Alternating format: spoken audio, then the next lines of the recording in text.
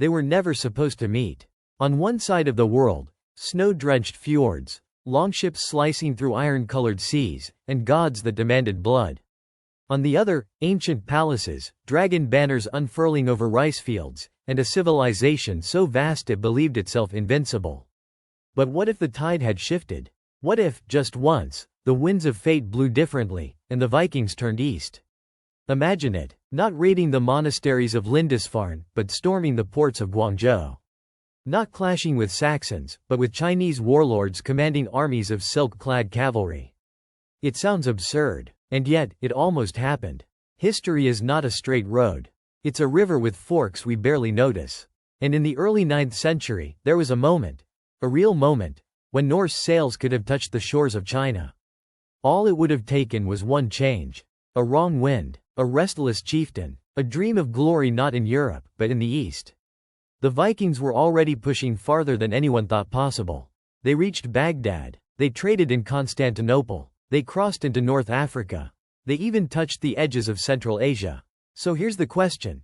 What if they kept going? Past the Silk Road, past the Gobi Sands, until the dragon awoke? But let's rewind. It's 830 AD. The Viking Age is still young, but already terrifying. The Norse aren't just pirates. They are merchants, settlers, explorers, armed with axes and dreams. On the other side of the world, the Tang Dynasty is at its peak. China is the jewel of the world, a land of 100 million souls, printing presses, paper money, astronomers, poets, bureaucrats. And weakness. Because behind the Jade Curtain, the empire is cracking. Eunuchs hold more power than emperors. Rebellions simmer in the provinces. And the borderlands? They are wild, lawless, perfect. This is where the Norse come in. Some had already crossed the Caspian Sea. Arab chroniclers recorded pale men with blue eyes trading furs and swords for silk and gold. They called them Rus. Sometimes they called them demons. Either way, they were getting closer. Let's imagine a different path. A Norse Jarl, let's call him Sigvard the Bold, hears tales of a land beyond the deserts, of cities with golden roofs and women who wear pearls in their hair. He's tired of Frankish castles and Anglo-Saxon mud. He wants more. And so he gathers his warriors, boards a fleet of longships outfitted for the rivers of the East, and sails. It takes years. They battle Khazars on the steppes. They bribe Persian governors. They winter with Turkic tribes who ride horses like gods. But inch by inch, they move east. And then, one morning, the mist clears. And there it is. A city with walls like mountains. Xi'an. The Tang Dynasty has never seen anything like them. Towering men in mail shirts.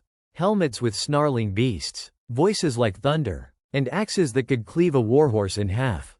But it's not war. Not yet. Sigvard wants to trade. Silk, spices, porcelain.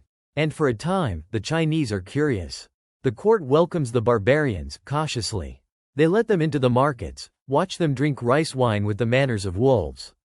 But something festers. Because power hates rivals. Soon, Chinese generals warn the emperor. These giants are not guests. They are scouts. Their ships are not merchant vessels.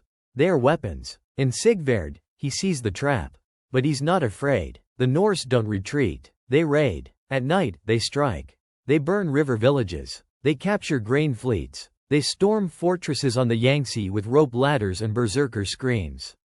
It's madness. But it works. Because the empire is too slow, too bloated to respond. And for a moment, just a flicker of time, the Vikings carve out a kingdom inside China. They call it East Vinland. It doesn't last long, because empires do wake, and the Tang are not fools. They send an army, not of foot soldiers but of horsemen. 10,000 steppe archers who fight like lightning. And when they meet the Norse on the plains outside Loyang, it's not a battle. It's an apocalypse. Arrow after arrow falls like rain. Norse shields hold, until they don't. Sigvard dies with 5 arrows in his chest, standing atop a mound of his own dead. The Chinese bury the rest beneath banners of silence. And East Vinland? It vanishes from the maps. A myth, a warning, but something remains. A child, born of a Norse raider and a Chinese healer. Raised between two worlds. Taught the sagas of Odin and the poetry of Li Bai. And he will remember. Because stories don't die. They wait. Now pause. What if the child grows? What if he becomes a warlord? A man with golden hair and Mandarin speech? What if, years later, he returns, not as an outsider but as a unifier? The son of fire and silk. The one who could have changed China forever. Too far-fetched? Maybe. But remember, history is full of ghosts. Of men and women who nearly were. Whose footprints were washed away by time. And behind each legend, there's a truth we refuse to see. Now, here's where things turn darker. Because had the Vikings stayed, had they truly embedded themselves into the DNA of the East, everything would change. Chinese weaponry would meet Norse engineering. Philosophy would clash with myth. Confucius with Odin. And perhaps the Tang Dynasty would rise with steel not silk. With longships on the Yangtze instead of paddleboats. Can you imagine it? A Chinese capital ruled by a dynasty born of both dragon and wolf? With bureaucrats wearing furs? With temples to Thor beside pagodas? With scholars quoting runes beside scrolls? The world would not be the same. At first, the blend would seem impossible. Two worlds that could never mix. But history tells us otherwise. Cultures collide, and from the ashes something new always rises. And the Norse, despite their reputation, were astonishingly adaptable. They learned Arabic. They took Greek wives. They converted to Christianity. Why not Mandarin? Why not Buddhism? Think of the shockwaves. Gunpowder, invented by Chinese alchemists, introduced centuries earlier to the Viking West. Not in the hands of Mongols or Muslims, but wielded by Norse lords who would now understand siege engines, chemistry, fire arrows. Viking longships with explosive payloads sailing down the Rhine, terrifying Paris not just with axes but with fire. Meanwhile, in China, Viking metallurgy changes the game. Better steel, harder swords. Armies that were once slow and ceremonial become mobile and brutal. The Chinese adopt the shield wall. The axe replaces the halberd. And poetry is still written, but now in blood. The empire would shift. Courtly power, once monopolized by eunuchs and scholars, would face disruption by these outsiders turned insiders. Perhaps a Viking clan becomes part of the ruling elite, marries into the Tang line, becomes a second dynasty within the dynasty. History almost did that before, with the Xianbei, the Khitan, the Mongols. It was never impossible. Now imagine this fusion spreading. The Silk Road becomes a Viking artery. Trade explodes. Chinese silk in the cold markets of Iceland. Jade amulets hanging from the necks of berserkers. And on the other side? Mead in the teacups of Chinese generals. Ice skates from the north used on frozen lakes near Beijing. It's absurd, and yet logical. Because the Vikings were never static. They moved. They absorbed. They survived. And China, for all its greatness, was always more fragile than it appeared. When power was weak, doors opened. And in this timeline, those doors never closed. But here's the deeper question. What happens to identity? Does Norse culture survive? Or does it dissolve into the vastness of Chinese civilization like ink in water? Do the sagas get rewritten, sounding less like thunder and more like flute songs? Does Thor become a general? Does Odin become a sage? Or do the Chinese change instead? Do they adopt seafaring, not as merchants, but as conquerors? With Norse ship design, the East could have discovered the West first. The Pacific would no longer be a wall, but a bridge.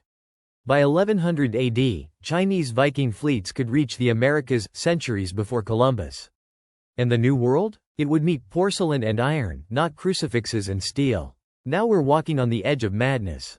But it's not fantasy. It's proximity. And this is where the fear creeps in. Because the Western world, the one we know, might never rise.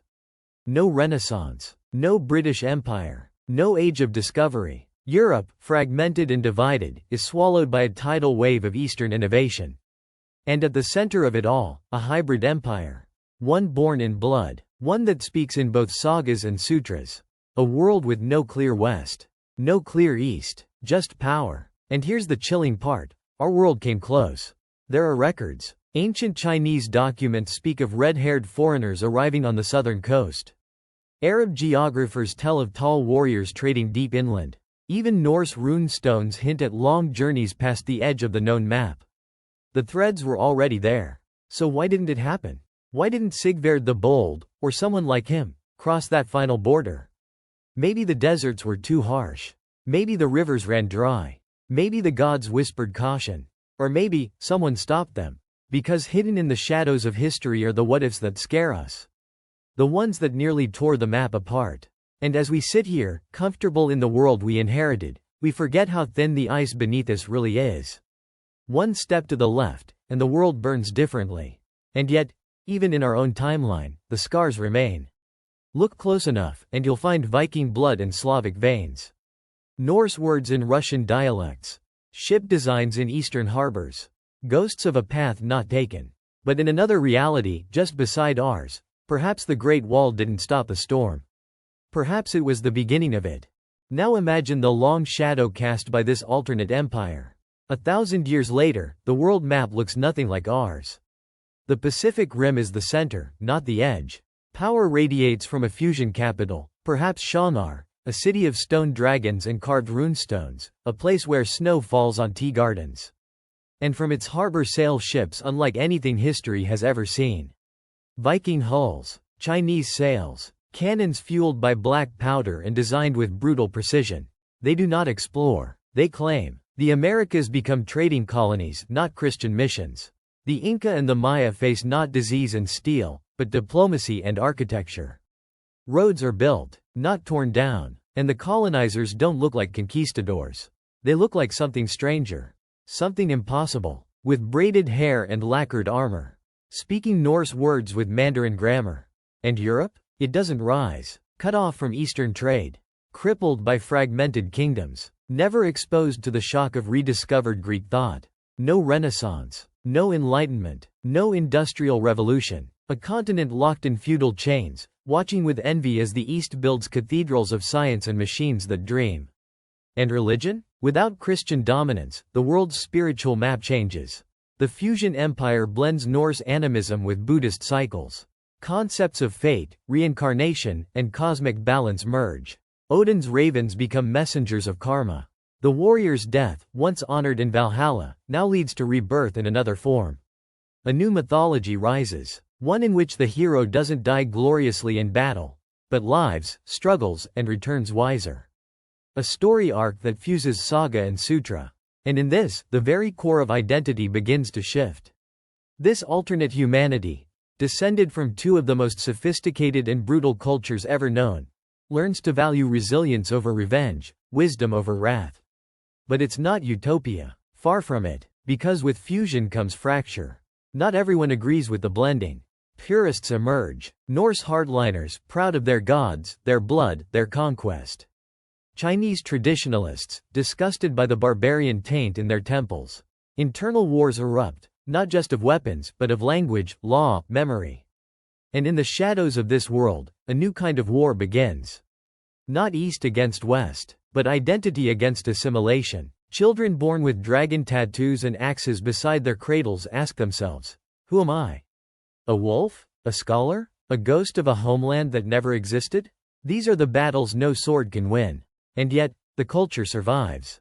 Because from conflict comes creation. In this world, storytelling becomes the greatest weapon. Epic poems that blend the rhythm of the Edda with the elegance of Tang verse. Heroes who wear both cloaks and robes. Who fight not just demons but doubt. Art becomes dangerous. Music fuses pentatonic scales with haunting northern chants. Language evolves. A script is born, part runic, part calligraphy. And it's beautiful. This culture spreads, not by conquest, but by awe. Africa trades gold for books. Polynesian islands echo with hybrid chants. India sends its philosophers to study in snowy monasteries built by Viking monks. And North America, that sleeping giant, awakens centuries early. Because knowledge spreads faster than steel. And here comes the twist.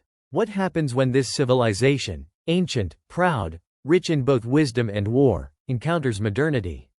Electricity, industry, the atom, would it harness it with the discipline of Confucius, or the chaos of Ragnarok? Would they build utopias, or war machines? Or both? Because by now, it's clear, there is no simple answer. This isn't a story of good versus evil. It's a story of paths. Of decisions made 1,000 years ago echoing through time. And as we stare into this mirror, we ask, what kind of world would we rather live in? One shaped by knights and popes and kings? Or one sculpted by seafarers and sages?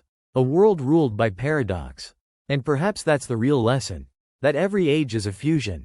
That identity is a tide, not a rock. That had the Vikings touched China, Not with swords, but with open hands, we would not be better. Or worse. Just different. And maybe that's the most terrifying thought of all. And yet, even in that alternate world, fate would never stop testing them. Because empires, no matter how rich, no matter how wise, crack. Over centuries, the very thing that made this Viking Chinese civilization strong, its duality, would become its vulnerability. Rival factions rise. Some demand a return to the purity of Norse roots. Others dream of restoring the imperial mandate of heaven. The old harmony breaks under the weight of its own contradictions. In the far north, descendants of the original raiders begin to secede, speaking only Old Norse, worshipping gods long forgotten elsewhere. In the south, scholars burn rune-carved texts, calling them blasphemy. The golden thread begins to fray. And so begins the splintering. Civil wars erupt, not just over land, but over meaning. What is a people, if it is two stories stitched into one skin? What happens when that skin starts to tear? A boy grows up in the mountains of Yunnan, fluent in both the Edda and Analects, but never truly at home in either. A girl in the capital wears jade in her braids and carves runes into her calligraphy brush. They belong to something that is vanishing. A unity that once seemed eternal, now questioned at every border, every school, every temple. And in the background, a new force stirs. A foreign power. Perhaps the West, delayed but now industrialized, arrives with gunboats and steel. Or perhaps it's a reawakened India. Or even a resurgent Mongol horde that never fell into obscurity. Someone always arrives when giants fall asleep. And they find a land rich, fractured, but still terrifying. Because this hybrid empire, even in decline, remembers its strength. The dragon still breathes fire. The wolf still bites. Foreign invaders are not welcomed. They are swallowed. But the scars remain. The unity that once spanned from Arctic fjords to bamboo forests is gone. In its place, city-states, federations, cults. Some cling to the old blend. Others purge it. And in between, wanderers. Orphans of identity. Exiles not of geography, but of the soul. And here comes the whisper. The one that haunts every era. Was it worth it? Was the fusion, the clash, the dream of East and North, worth the eventual collapse? Some will say yes. Point to the golden centuries of art, of peace, of progress. Others will say no. That some cultures were never meant to mix. That the attempt itself was a kind of violence. But both answers miss the point. Because history is never about what should have been. It is about what could have been. And more importantly, what we choose to remember. In our world, we don't teach the story of Sigvard the Bold. We don't speak of Viking cities in Asia. But that doesn't mean the idea didn't matter. That doesn't mean the dream didn't leave a trace. Because somewhere, in a cave, in a manuscript, in a half-erased carving, there is always a mark. A scar. A symbol. A reminder that somewhere, once, two worlds touched. And when they did, the sky trembled. And maybe, in the end, this story isn't really about Vikings or emperors at all. Maybe it's about us. Because when we look into these alternate timelines, what we're really doing is holding up a mirror. We're asking, what paths have we lost? What chances did we never take? What cultures could have danced, if we had only let them? We live in a world still afraid of difference. Still chained by borders, by flags, by language and blood. But history, both real and imagined, shows us something deeper. That identity is not fixed. That power shifts. That enemies can become kin. That the fiercest raiders of the West could, in another life, have knelt beneath a Chinese moon, and taught their sons to speak in poems. And their daughters to carve dragons into longships. That beauty can come from conflict. That strength can grow from contradiction. That somewhere, far away, in a world that never was, but almost could have been, a child is born beneath red lanterns and northern lights. A child with fire in their lungs and snow in their eyes. A child who will build a new world, out of shattered myths and stolen dreams. And maybe that's the point. That the greatest what-ifs don't just live in history. They live in us. In every choice we make. Every wall we break. Every story we dare to tell. This wasn't a fantasy. It was a memory of a future that never came. But maybe, it still can. And if that vision stirred something in you, you know what to do. Subscribe.